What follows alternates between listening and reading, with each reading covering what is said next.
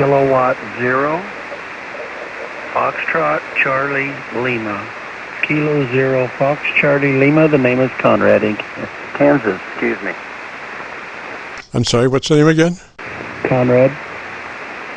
Phonetically spelling, please. Comrade Charlie Oscar November Romeo Alpha Delta. Conrad, is that correct? That is correct. Yes, sir. And whereabouts are you located, sir? Eureka, Kansas. Kilo Sierra. Ah, well, I usually don't go to Kansas.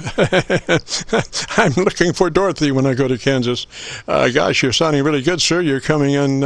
I'm copying the mail on two 10-foot magnetic loop antennas. I have two. One's oriented east and west, one's north and south, and sometimes I do put them in the co-phase position where I'm copying the mail on both of them, which I am doing right at the moment, and it looks like you're about a 10 over coming in from Kansas, Roger. Okay, very good. Well, you're about 10 to 15 over here yourself, but you're sounding very well. Thank you. Roger. So, Conrad, tell me about your antenna system, sir. So the frequencies in use? Try again, Conrad. Somebody else was coming in there with you. What was the question? Tell me about your antenna system in about 10 seconds. It's a Alpha Delta DXDD. It's a wire, 4080 meter wire up at 40 feet. Roger, I was just looking at your audio. Your audio's very good as far as dynamic range. You're running about 4 dB. Usually we shoot for 3, but 4 will do. And your EQ sounds nice also. What radio are you running? It's the ICOM 7300. As far as I know, that's as wide as it'll go. It's 3 dB. But the microphone may be doing that as well. It's the Heil PR40. They match up pretty good once you know the settings over. Roger. Yeah, I'm not talking about bandwidth. I was talking about modulation width and dynamic range. Dynamic range is simply a reference to the, it's a ratio of the loudest part of your voice level and the softest part of your voice level, and they call that the dynamic range. And unprocessed voice range is usually 10 dB.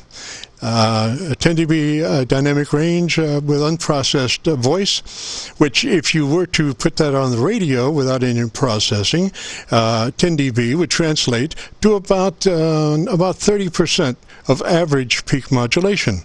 And what we're looking for actually is something a little bit fatter than that, so the audio is easier to understand at great distances. So by doing a little work on your compressor and you're adjusting your ALC, we can bring that dynamic range down to about a 3 dB dynamic range, which would be then an average percent of peak modulation between 80 and 85%, which is about 2.5 times louder than what you were when you were unprocessed. Roger? Oh, I see. Okay, well, very good.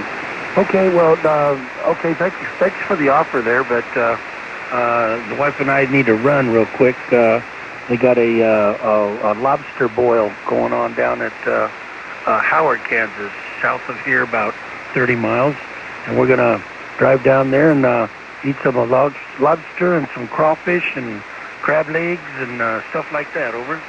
Oh, shut up! You're making me hungry, and I just love lobster and shrimp. And oh God, what have you done? I made you hungry. I apologize. I think they had some red potato, new potatoes, and some corn on the cob too. I won't worry about it anymore. Have a good day, sir, and thank you for what you're doing. I'm sure you're helping out a lot of people. Have a good day. This is Conrad in Eureka, Kansas, K0FCL 73. Roger, Conrad. Say hello to Dorothy.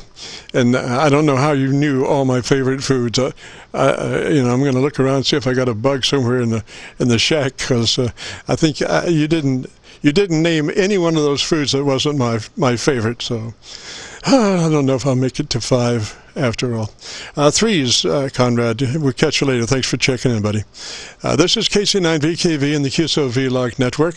If you want to hear what your radio sounds like, we are recording now live till 5.